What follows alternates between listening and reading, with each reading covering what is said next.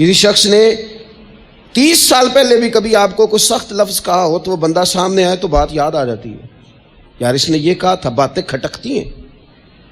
کسی مقام پر کھڑے ہو کر کسی جگہ پر کسی بندے نے آپ کو تکلیف دی ہو، بندہ اس جگہ پہ آئے تو وہ چیز کھٹکتی ہے، لیکن یہ اعزاز صرف رحمت للعالمین محبوب کا ہے کہ حضور کے سامنے جب وہ لوگ پیش ہوئے، حضرت وحشی جیسے کہ جنہوں نے پورا وجود کاٹ دیا تھا حضرت امیر حمزہ کا اور کان ناک آنکھیں نکال دی تھی، انہوں نے آ کے عرض کی حضور ہمارے جیسے گناہ گار بھی آئیں تو معافی ہو جاتی ہے؟ فرمایا ہو جاتی ہے تو پڑھ کلمہ، ہم فوراً ہی معاف کر دیں گے۔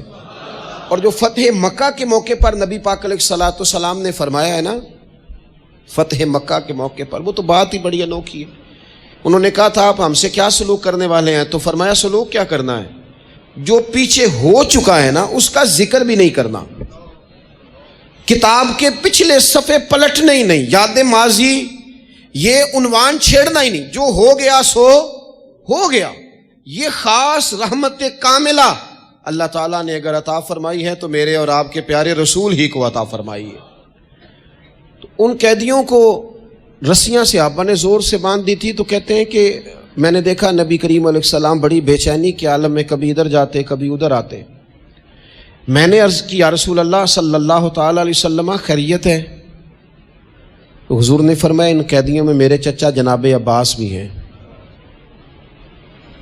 وہ ہائے ہائے کرتے ہیں تو مجھے نیند نہیں آتی۔ انصاری سے آپ بھی فرماتے ہیں کہ میں دوڑا گیا اور میں نے جا کے معلومات کی کہ حضرت عباس رضی اللہ تعالیٰ عنہ کو کہاں باندھا گیا ہے۔ فرماتے میں جا کے حضرت عباس کی رسیاں ڈھیلی کر کے آیا تو وہ سکون میں آ گئے۔ تو آ کے حضور علیہ السلام کو میں نے دیکھا تو سرکار بھی زمین پر بیٹھ گئے، لیکن ابھی چہرے پر بے چینی باقی تھی۔ میں نے عرض کی حضور میں رسیاں ڈھیلی کر رہا ہوں جناب عباس کی، آپ آرام سے سو جائیں۔ تو یہاں تک نہیں یہ رحمت رکتی، یہ رحمت کسی مقام پر محدود نہیں ہوتی۔ میرے کریم کا کرم ہمیشہ برستا ہے تو بغیر رنگ و نسل ہر جگہ برستا ہے۔ حضور علیہ الصلوۃ والسلام نے فرمایا صرف عباس نہیں، جا سارے قیدیوں کی رسیاں ڈھیلی کر کے آ، سب کو یہ کون لوگ ہیں؟ یہ بدر میں پھول لے کے آئے تھے، یہ گجرے لے کے آئے تھے پھولوں کے، خوشبو کا تحفہ دینے آئے تھے، یہ تو تلواریں لے کے آئے تھے۔ لیکن یہ اعزاز ہے میرے نبی پاک کا کہ اللہ نے حضور کو رحمت للعالمین بنایا ہے۔